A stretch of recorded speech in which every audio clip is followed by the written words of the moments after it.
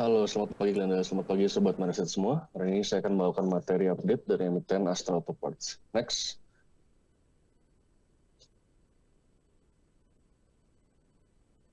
Ya, secara overview, financial auto di first quarter 2024 ini ada penurunan pendapatan dari 4,97 triliun di kuartal pertama 2023 menjadi 4,6 triliun di kuartal pertama 2024. Penurunan ini dikarenakan adanya penurunan penjualan kendaraan baru roda 4 dan roda 2 yang berdampak terhadap penjualan OEM atau Original Equipment Manufacturing. Kontributor utama dari peningkatan pendapatan auto ini dikarenakan adanya peningkatan pendapatan dari segmen trading segmennya sebesar 5,3%. Ini menjadi 2,17 triliun di kuartal pertama 2024. Segmen trading ini dapat bertumbuh walaupun adanya penurunan penjualan mobil dikarenakan segmen ini memiliki fokus terhadap REM atau Replacement Equipment Manufacturer atau juga aftermarket. Karena segmen ini terutama berfokus pada pasar mobil bekas, hal ini tidak terkena dampak dari rendahnya penjualan mobil untuk mobil-mobil baru. Justru akan terus tumbuh seiring dengan pertumbuhan pasar mobil yang ada di setiap tahunnya.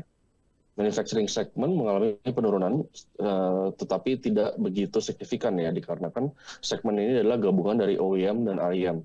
Namun karena pasar OEM jauh lebih lemah dibandingkan pertumbuhan REM, maka pendapatan segmen manufacturing secara keseluruhan ini kelihatannya sedikit ada penurunan. Tapi kalau kita melihat secara net income, ini ada peningkatan sebesar 9,7%, tapi masih lebih rendah 10,5% dibandingkan kuartal sebelumnya.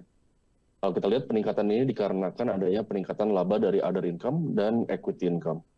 Next. Ya, oke. Di table ini kita bisa melihat overview dari kinerja auto yang cenderung turun secara revenue, tetapi ada peningkatan untuk net income-nya ya. Untuk run rate-nya juga masih di level yang cukup oke, biarpun masih di bawah forecast kami untuk revenue-nya. Tapi kalau kita lihat untuk net income-nya udah di atas forecast kita.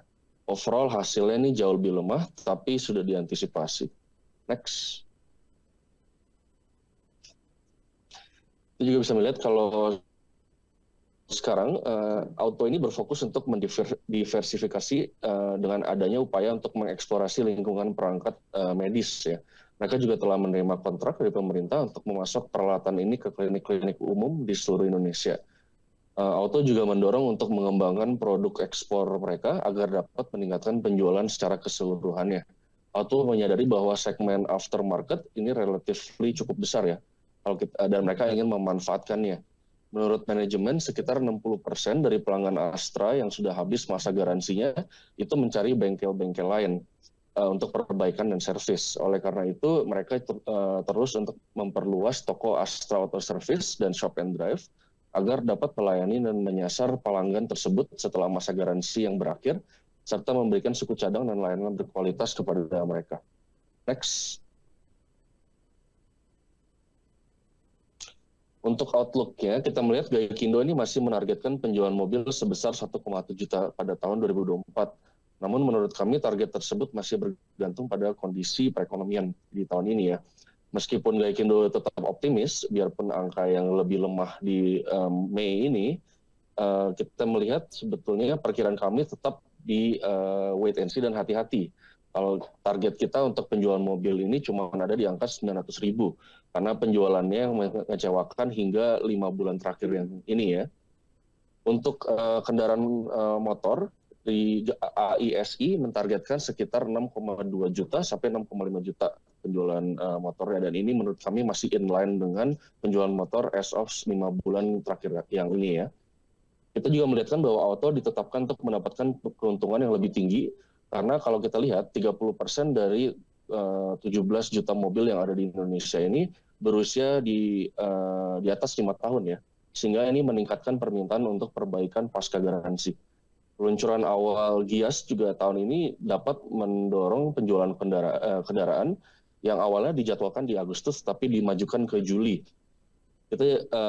Biarpun kita melihat adanya penjualan mobil dan hasil 5 bulan terakhir ini yang lumayan lemah, kita tetap optimis terhadap auto karena kemampuannya dalam melayani kendaraan baru dan juga kendaraan yang existing atau kendaraan lama.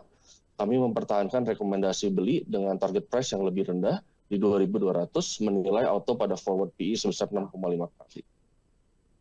Next.